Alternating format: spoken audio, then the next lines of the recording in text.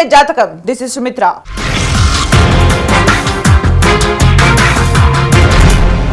భూదానోద్యమం పుట్టింది ఇక్కడే.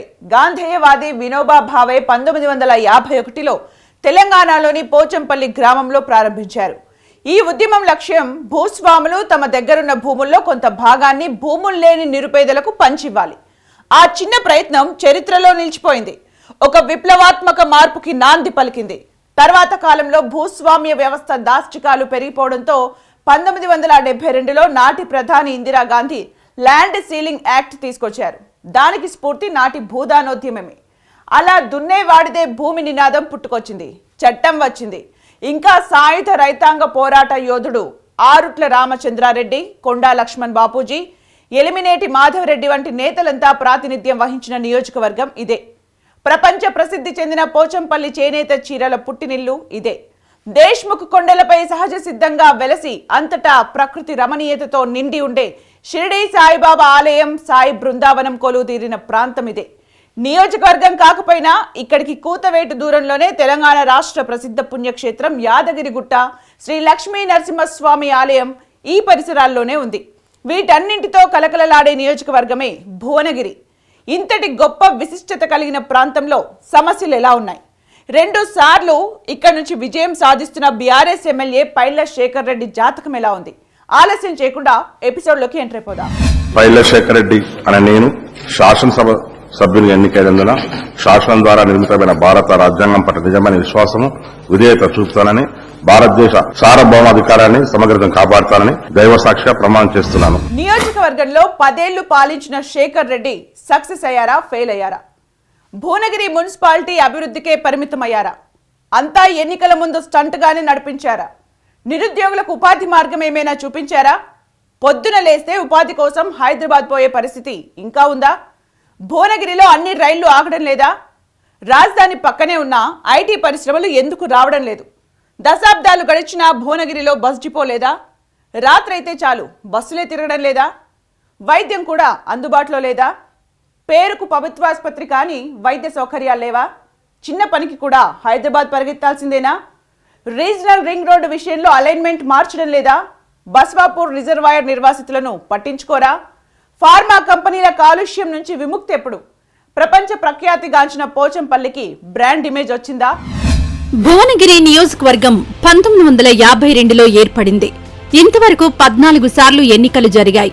ఒకసారి పీడీఎఫ్, ఒకసారి సిపిఐ, 4 సార్లు కాంగ్రెస్, 6 సార్లు టీడీపీ, 2 సార్లు బీఆర్ఎస్ గెలిచాయి. భువనగిరి, పోచంపల్లి, బీబీనగర్, వలిగొండ 4 మండలాలున్నాయి. వీటిలో భువనగిరి, పోచంపల్లి మున్సిపాలిటీలుగా ఉన్నాయి. మేడ్చల్, మల్కాజ్గిరి, సిద్దిపేట జిల్లాలతో సరిహద్దు పంచుకుంటోంది. ఇక్కడ మొత్తం ఓటర్లు 2,11,362 మంది ఉన్నారు. వీరిలో పురుషులు 1,05,404 మంది ఉన్నారు. మహిళలు 1,05,958 మంది ఉన్నారు. 257 పోలింగ్ కేంద్రాలున్నాయి. నియోజకవర్గం మీదుగా వరంగల్, హైదరాబాద్ రహదారి వెళ్తుంది. మూసీ నది పరివాహక ప్రాంతంగా ఉంది. ఇక్కడ ఎక్కువగా వరి, పత్తి సాగు చేస్తారు. మన ఏళ్ళు మన కంట్లో ఓడుచుకోవద్దు. కేసీగారు ఏం చేస్తాడు? మన నెత్తి కొట్టి మనకే ఇస్తాడు. కేసీగారు రాడు ఈసారి. ఎందుకు? మన నెత్తి కొట్టి మనకే పెడుతున్నాడు. ఆయన ఇంట్లోకే ఇస్తలేడు. ఆయన గెలుస్తాడు. వాళ్ళ అల్లున్నో కొడుకునో ఎవరిలో ఉంచుతాడు, పోయి ఢిల్లీలో పడతాడు. ఇక్కడ పరిశ్రమల్లో ఎక్కువగా ఫార్మా కంపెనీలు, ఫుడ్ ప్రాసెసింగ్, చేనేత, పవర్లూమ్ పరిశ్రమలు ఉన్నాయి. ఇందులో పలు ప్రమాదకర విష రసాయనాలు, వ్యర్థాలు భూమిలోకి, గాల్లోకి వదిలేవే ఉన్నాయి. నిత్యం వాయు కాలుష్యంతో ప్రజలు అంతు తెలియని రోగాలతో సతమతమవుతూ ఉంటారు. మూసీ నది హైదరాబాద్లో మురుగు మూసీగా ఎలా మారిందో అదే ఇక్కడ చూస్తే కాలుష్య కాసారంగా మారి ఉంది. వర్షం వస్తే చాలు తెల్లని పొగలు కక్కుతూ బయటకు వస్తుంటాయి. మొత్తానికి మూసీ నదిని ఘనత వహించిన ప్రజాప్రతినిధులందరూ కలిసి ఇలా తయారు చేశారనే విమర్శలు ఉన్నాయి. ఆంధ్ర పాలకులున్నప్పుడు ఫార్మా కంపెనీల దగ్గర డబ్బులు తీసుకుని తెలంగాణ ప్రాంతంలో మాత్రమే అనుమతులిచ్చారని ప్రజలకు చెప్పారు. మరి ప్రత్యేక తెలంగాణ రాష్ట్రం వచ్చింది. ఆ మాటలన్న కేసీఆర్ ముఖ్యమంత్రి అయ్యారు. హరీష్ రావు ఆరోగ్య శాఖ మంత్రిగా ఉన్నారు. అందరూ అధికారంలో ఉన్నారు. మరి హెల్త్ మినిస్టర్ గా ఉన్న హరీష్ రావు ఏం చేశారు? ఒక్కడు కూడా ఫ్యాక్టరీని తీసుకుని ఆంధ్రాకు వెళ్లిపోలేదు. అప్పటికన్నా ఇప్పుడే భయం లేకుండా వ్యర్థాలు వదిలేస్తున్నారని పర్యావరణవేత్తలు ఆందోళన వ్యక్తం చేస్తున్నారు. జిల్లా కేంద్రం అయినప్పటికీ కూడా భువనగిరి పట్టణంలో ఎటువంటి డెవలప్మెంట్ లేదు. మనకు ముఖ్యమైనటువంటి పునాది ఏదైతే ఉందో విద్య వైద్యం అనేది లేకుండా యాదాద్రి భువనగిరి జిల్లా కేంద్రము నిర్వీర్యమైపోతుంది. నియోజకవర్గంలో చేసే ప్రతి పనిలో ఎమ్మెల్యేకు వాటాలు పోతాయని ప్రతిపక్ష పార్టీల నేతలు ఆరోపిస్తున్నారు. ఎమ్మెల్యే సొంత మనుషులకు కాంట్రాక్టులు ఇస్తూ ప్రజాధనాన్ని లూటీ చేస్తున్నారని అంటున్నారు. నాణ్యత లేని పనులు చేస్తూ ప్రజాధనాన్ని కొల్లగొడుతున్నారని ఆరోపిస్తున్నారు. నియోజకవర్గంలో ఎక్కడ ఏ అభివృద్ధి పనులు చేయాల్సి వచ్చినా ఎమ్మెల్యే బంధువు కాంట్రాక్టర్ అవతారం ఎత్తుతాడని ఆరోపణలు వినిపిస్తున్నాయి. హెడ్ క్వార్టర్స్ అయినటువంటి భువనగిరి పట్టణాన్ని అభివృద్ధి చేయడంలో పాలకపక్షం పూర్తిగా విఫలమైందని చెప్పుకోవాలి. ఓట్ల కోసమే ఇలా పనిచేసింది తప్ప ఇప్పుడు ఉన్నటువంటి పైల శేఖర్ రెడ్డి గారు ఇంకా పూర్తిస్థాయిలో 9 సంవత్సరాల క్రితం నుంచే మీరు అభివృద్ధికి ఇంకా పూర్తిస్థాయిలో పాటుపడితే ఇంకా బాగుండేది. అదేవిధంగా ఆసుపత్రి డెవలప్మెంట్ కావాలి, ఇంకా ఇక్కడ మెడికల్ కాలేజీ రావాల్సిన అవసరం ఉన్నది, ప్రభుత్వ డిగ్రీ పీజీ కాలేజీ రావాల్సిన అవసరం ఉన్నది. భువనగిరి పట్టణంలోని ఖిల్లాకు రోప్ వే చేస్తామని చెప్పారు. అది అవలేదు. 10 ఏళ్లు గడుస్తున్నా ప్రభుత్వ డిగ్రీ కళాశాల ఏర్పాటు కాలేదు. జూనియర్ కాలేజీ కూడా జిట్టా బాలకృష్ణారెడ్డి కట్టించడంతో ఆ మాత్రమైన పేదలకు విద్య అందుతుందని అంటున్నారు. కనీసం పైళ్ల శేఖర్ రెడ్డి ఆ తరహాలో తన సొంత నిధులతో డిగ్రీ కాలేజీ కట్టి ఉంటే ఎంత బాగుండేదని అంటున్నారు. దాదాపు యువత డిగ్రీలు పీజీలు కంప్లీట్ చేసి ఈ నియోజకవర్గంలో ఏదైనా ఉద్యోగం చేసుకొని ఇక్కడే బతుకుదాం అనుకుంటే అలాంటి పరిస్థితి ఈ నియోజకవర్గంలో లేకపోయింది. ఆయారాం గాయారాం విద్యార్థులతో ఏం అవకాశం, యువతతోటి ఏం లాభం అని చెప్పి ఓట్లు వేసుకున్నామా వాళ్ళని మర్చిపోయామా అన్నట్టే ఉంది. కానీ ఈసారి ఖచ్చితంగా యువతకు ఒకటే చెప్పదలుచుకున్న, మన భవిష్యత్తు నిలబడాలి అంటే ఖచ్చితంగా ప్రభుత్వం మార్పు కోరుకోవాల్సిందే. ప్రపంచ ప్రసిద్ధి చెందిన పోచంపల్లి చేనేత చీరలు ఇక్కడే తయారవుతాయి. మంత్రి కేటీఆర్ కాస్తంత ఇంట్రెస్ట్ చూపించడంతో కొంతవరకు పోచంపల్లికి ఒక ప్రచారమైతే వచ్చింది. పోచంపల్లి వచ్చి ఇక్కడ షాపింగ్ చేసి ఇక్కడే ఉండేలా ఒక టూరిజం స్పాట్ గా అభివృద్ధి చేస్తే వ్యాపారం పెరుగుతుంది. అలాగే యువతకు ఉపాధి అవకాశాలు లభిస్తాయి. పోచంపల్లి చేనేత వస్త్రాల షాపులన్నీ ఒక దగ్గర పెట్టి షాపింగ్ మాల్లా ఏర్పాటు చేశారు. కానీ దేశీయంగా అంతర్జాతీయంగా ఒక బ్రాండ్ అయితే రాలేదు. ఇప్పుడున్నటువంటి ఎమ్మెల్యే 2 సార్లు గెలిచిండు. ఆయనకు బస్సు ఎప్పుడు వస్తుందో తెలియదు, ఎప్పుడు వస్తుందో తెలియదు. ఆయన ఈ మోరీలను పొక్కలను ఊడ్చి చిన్న చిన్న అతుకులేసి ప్యాచ్లేసి వీటినేసి ఆయన మురిసిపోతుండు. ఆంధ్రోళ్ల వల్లే బాగుపడలేదని చెప్పి కొట్లాడి తెచ్చుకున్న తెలంగాణలో పరిస్థితులు ఇప్పుడు బాగుపడ్డాయా? తెలంగాణ సాధించిన కేసీఆరే సాక్షాత్తు ముఖ్యమంత్రిగా ఉండి కూడా ఏమీ చేయలేకపోయారా?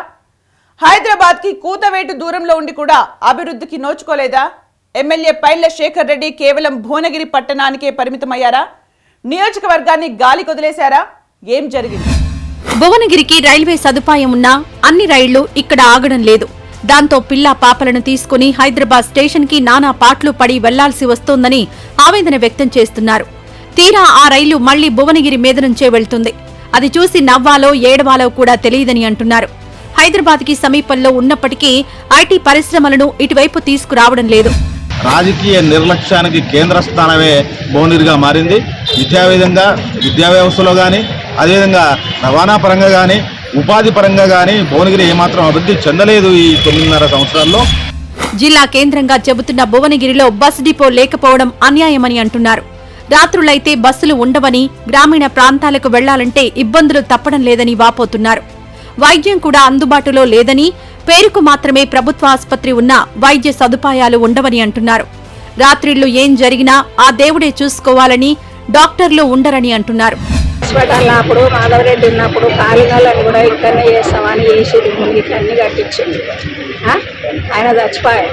ఇప్పుడు ఇంత కాలేరు కానీ చెయ్యరు కానీ కడుపు నొప్పి లేవని గవర్నమెంట్ హాస్పిటల్కి పోతే లేనోడు హైదరాబాద్ కొండి అంటే ఆడు బస్ కిరాయి కార్ కిరాయి పెట్టుకుంటాడు. హైదరాబాద్కి తీసుకుపోతాడు. అంత 10 రూపాయలు ఉండేవి. వాళ్ళ పరిస్థితి అంటే ఏంటి? అందరికి ఒక కాన్పతి ఒక జర కష్టం అయింది అనుకో, ఇక్కడ కాదమ్మా కొండ్రి హైదరాబాద్ కొండ్రి అని బయటకు నూకేస్తారు. ఇప్పుడు తెలంగాణ ప్రభుత్వంలో మాత్రం ఉన్నోడే కానీ లేనోడు మాత్రం ఎలాంటి డెవలపింగ్ లేదానికి. అది ఇంకా లోపల పోయింది కానీ ఎలాంటి డెవలపింగ్ కాదు. ఇక కేసీఆర్ సాబ్ 9 సంవత్సరాలు నడిపింది కానీ ఎలాంటి మాకు లాభం జరగలేదు. రీజనల్ రింగ్ రోడ్ విషయంలో చొరవ చూపించి అలైన్మెంట్ మార్చకుండా చూడాలని అంటున్నారు. బస్వాపూర్ రిజర్వాయర్ నిర్వాసితులను కూడా పట్టించుకోవాలని కోరుతున్నారు.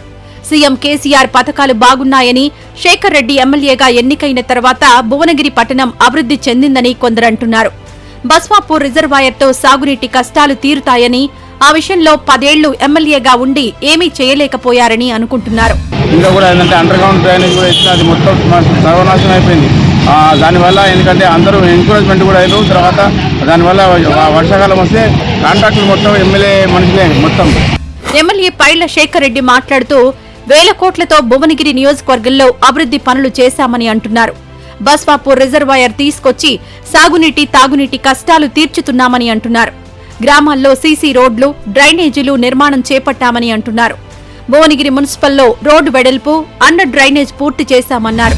జరగవలసిన అభివృద్ధి అంటే ఈ రోడ్లు డ్రైనేజీలు కాకుండా ఏంటంటే ప్రజలకు విద్యా వైద్యం అనేది ఫ్రీగా తీసుకొస్తే అది ప్రజలకు అభివృద్ధి జరిగినట్టు. వేల కోట్లతో అభివృద్ధి చేశామని ఎమ్మెల్యే అంటున్నారు. ఎక్కడ ఆ వేల కోట్లు ఖర్చు చేశారో చూపించాలని ప్రతిపక్ష నేతలు ప్రశ్నిస్తున్నారు. జిల్లా కేంద్రానికి రావాల్సిన మెడికల్ కాలేజ్ పక్క నియోజకవర్గానికి పోతుంటే ఎమ్మెల్యే చోద్యం చూస్తూ కూర్చున్నాడని విమర్శిస్తున్నారు. మూసీ నది ప్రక్షాళన చేయాల్సిన అవసరం ఉన్నా పట్టించుకోలేదని అన్నారు. పోచంపల్లి కాలుష్య కంపెనీలను పట్టించుకోవడం లేదని ఘాటుగానే విమర్శిస్తున్నారు. బీబీనగర్ భూదాన్ పోచంపల్లి మధ్య రుద్రవెల్లి వద్ద బ్రిడ్జి నిర్మాణం పూర్తి కాక ప్రజలు ఇబ్బందులు పడుతున్నారు. అలాగే భీమాలింగం కత్వా వద్ద కూడా బ్రిడ్జి నిర్మాణం కావాలని డిమాండ్ ఉంది.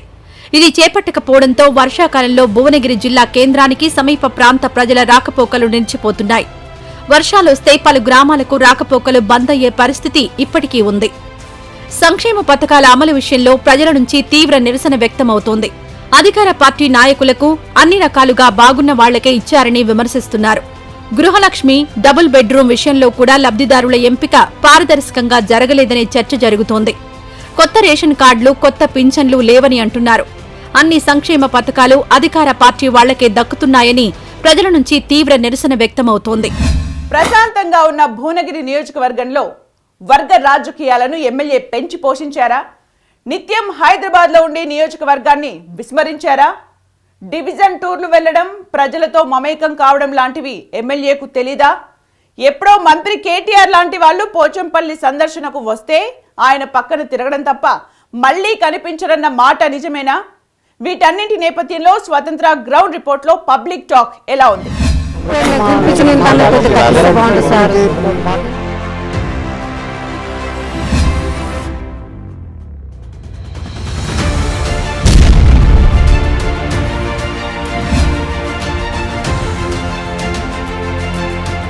ఎమ్మెల్యే జాతకంలో ఇప్పుడు ఒక షార్ట్ బ్రేక్ తీసుకుందాం.